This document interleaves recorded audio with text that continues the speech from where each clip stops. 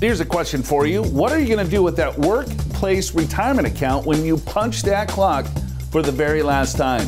Stick around and find out, folks. There's more mistakes than you think when it comes to those workplace retirement accounts, and we're going to help you solve them. Welcome to the show. Show's called Your Money, Your Wealth. Joe Anderson here. I'm a certified financial planner, president of Pure Financial Advisors, and I'm with Big Al Clopine. He's sitting right over there. Hello, Big Al. How you doing? Good morning. Good morning. Are you going to punch that clock for the very last time? I hope so. This is it, huh? Getting there. When it comes to retirement accounts, there is a lot of money in retirement accounts. And if you make some simple mistakes that a lot of you do, it could cost you thousands, if not tens of thousands. Let's put that money back into your pocket. That's today's Financial Focus.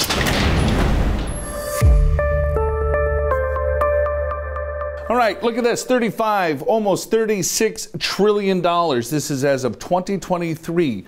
$36 trillion in deferred retirement accounts. The biggest ones here are your IRAs. 35% of that is in your individual retirement accounts. And of course, you got 401k, you got government pension plans, annuity plans, and things like that. But $36 trillion, Al. It's a lot of money, and that's how we're going to retire. All of this money also is taxable when it comes out. There's penalties if you do it wrong. So you want to make sure that you know the rules and what's ahead of you.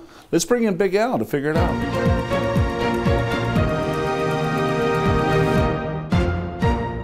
Okay, today we're going to talk about your retirement accounts and how to take money from them, accessing those accounts. So first of all, we'll talk about what type of accounts, because there's different rules for each type of account.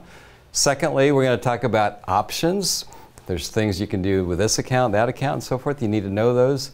And then finally, passing it on to the next generation. And I know from experience, because we talked to a lot of you, most of you want the money for yourself. You've earned it, it's for your retirement, but to the extent there's extra, you want to figure out how to pass it to the heirs tax efficiently. Let's take a look at what type of accounts that we're dealing with here. So first of all, there's two different types of retirement accounts to be thinking of. We have defined contribution plans. This is your standard retirement account that most of you are familiar with.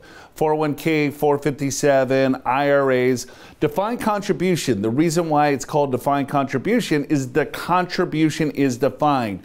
You could put so many dollars into these plans. On the flip side, we have defined benefit plans. These are the old standard pensions. Why they're called defined benefit plans is because then the benefit is defined for you. If I worked for my organization for so many years, they'll take a look at my high 3 years of wages, how many years that I've worked for the overall company, and they spit out a calculation. They'll say, Joe, you're going to receive X amount of dollars for the rest of your life. Here, the contribution is defined. Here, the benefit is defined. So there's different rules and regs when it comes to each of these different plans. Well, there are, Joe, and nowadays you see mostly defined contribution plans. The defined benefit plans, which were kind of old school plans, you still see them at larger companies and mid-sized companies, but they're pretty expensive for the employers. So they kind of switched this around several years ago, which is let's get the employees involved, saving from their paycheck. Will contribute also, so you see a lot more of the defined contribution plans.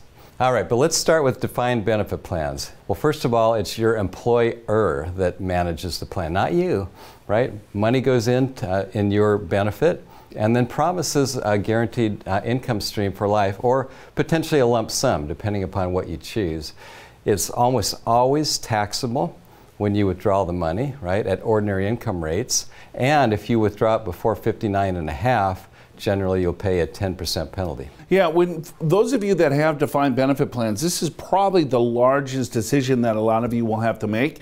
Do I want to take the lump sum and roll it into my IRA, or do I want to take that monthly annuity payment so I have a guaranteed income for the rest of my life? So you want to make sure that you do the math accordingly, and also what's your risk tolerance.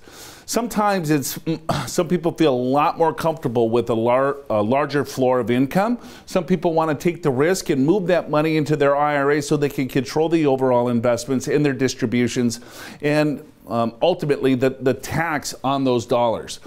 So when you're looking at retirement accounts such as your defined contribution plans, IRAs, 401ks, things like that. But let's talk about your employer-sponsored plan for a second. 401k plans. Few things that you could do. You could just leave it in the plan. So I'm retiring. I could leave that money in the plan. I could take the money out of the plan when I choose to, if I'm over 59 and a half or 55, or I could roll it into an IRA. So those are two different options. I could leave it, or I could roll it, or I could take it all out. A lot of people make this mistake because it's like, well, I'm retired, I have this lump sum, or I got to pay a lot of bills, or I want to pay off my mortgage. They take big withdrawals, and guess what? They don't understand the taxation of it, and so they have a huge tax bill, or they could potentially convert it into an IRA. So there's a lot of steps or a lot of options now that people have in regards to the retirement accounts. Well, there are, Joe, and I do think people get confused, right, on rolling versus withdrawing. They sound kind of similar, but they're completely different. When you roll it, the money rolls to an IRA. There's no current taxation. It just goes into an IRA, right? Now you have a little bit more control of it because you have more investment choices. It's still your money. It's not taxed until you withdraw it. If you withdraw it and get a check, guess what? You're paying taxes on whatever you withdraw. Don't make that mistake. If you do make the mistake, you do have about 60 days to correct it, but just be aware of that. Hey, we got to take a quick break, but don't forget to go to yourmoneyyourwealth.com. Click on that special offer this week. It's our Retirement Readiness Guide. Are you ready for retirement? Well, we can get you ready. Yourmoneyyourwealth.com. Click on the special offer. That's our gift to you. Download the guide and figure it out. We got to take a break. We'll be right back. Do you know right now how likely you are to run out of money in retirement? There's an easy way to find out. It's also free. Go to easyretirement.com.